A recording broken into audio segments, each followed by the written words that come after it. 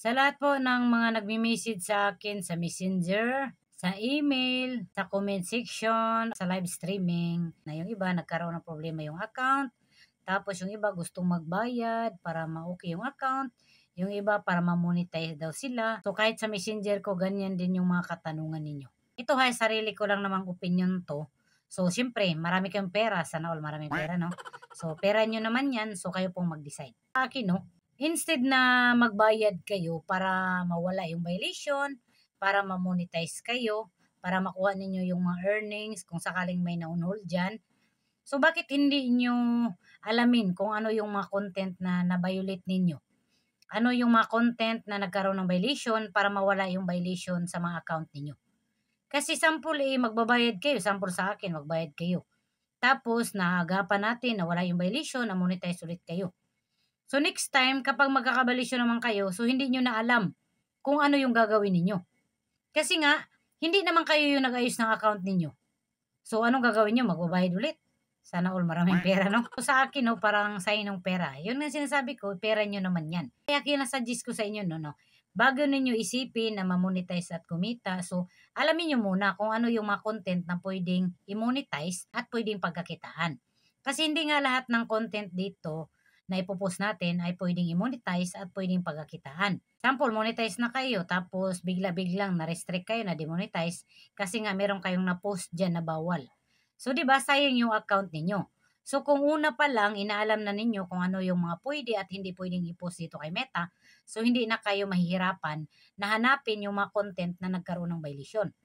Kasi hindi pa kayo monetize, hindi pa kayo kumikita, or meron kayong earnings na hindi pa nyo nakuha. So, maglalabas na kayo ng pera. Tapos, hindi pa ninyo sure yan ha, na ma-okay yung account ninyo at makuha ninyo yung earnings ninyo. Bakit hindi ninyo alamin kung ano talaga yung mga content na na-post ninyo na nag-cause ng violation? Kapag nawala po yung mga content or nalinis nyo po yung mga account ninyo na nag-cause ng violation, so magiging okay na yung account ninyo. Yun nga lang, matagal talaga. Mag-aantay pa rin kayo. Hindi po porket nag-delete kayo ng mga content dyan, naglinis kayo ng account, agad-agad mawala yung violation ninyo. So, hindi po ganun. So, sample na lang po, nagbabayad kayo tapos ipaayos nyo yung account ninyo. So, do you think maagapan agad yan? Kapag linisin ko yung account ninyo, i-delete ko yung kailangan i-delete. So, agad-agad, babalik yung account ninyo at makukuha nyo yung earnings ninyo. Hindi po. Mag-aantay pa rin kayo.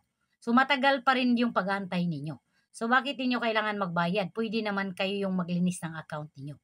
So, mostly, hindi nyo talaga alam kasi kung ano-ano yung mga ginapost ninyo. Kaya nga sinasabi ko, alamin ninyo kung ano yung mga pwede at hindi pwedeng i-post dito. Kung naghahanap kayo ng content creator na, yun nga, babayaran ninyo para i-ayusin yung account ninyo, para makuha yung payout ninyo, para ma-monetize kayo. So, hindi po ako yun.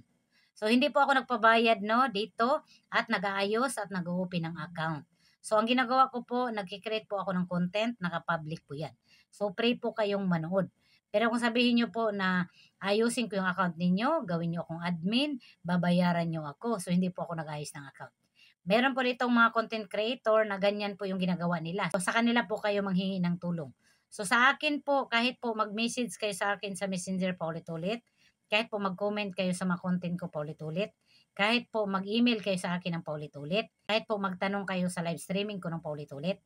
So, ang sasabihin ko po, meron po akong tutorial, panoodin nyo po.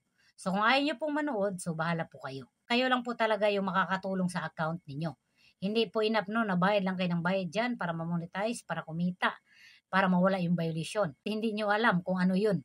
Tapos, magkaroon kayo ng violation, so sasakit na naman yung banks ninyo kasi hindi nyo alam kung saan kayo nagkaroon ng violation. So, ngayon pa lang, wag na kayong gumastos. Alam nyo, maliit na masyado yung bigay ni Meta. Ngayon pa lang, hindi pa kayo kumikita, hindi pa kayo monetize, gumagastos na kayo. So, sayang yung pera. Hindi nyo po basta-basta mabawi yan kapag na-monetize kayo. Maliit po yung kitaan ngayon. Sayang po yung pera ninyo. Kayo lang po yung makakatulong sa account ninyo para ma-monetize, para kumita, para mawala yung violation, para maging successful kayo dito sa Meta World or kahit saang social media platform pa yan. Kayo lang po yung makakatulong sa sarili ninyo dahil sa mga content at mga ina-upload nyong video. Pero yun yung sinasabi ko, pera nyo naman yan, so marami kayong pera sa all, no? So, sa mga wala pang violation dito, mag-ingat na po kayo. Sa mga monetize at hindi pa monetize, mag-ingat na po kayo. masakit pa sa breakup yung pagkakaroon natin ng violation. Tandaan niyo yan. Alright.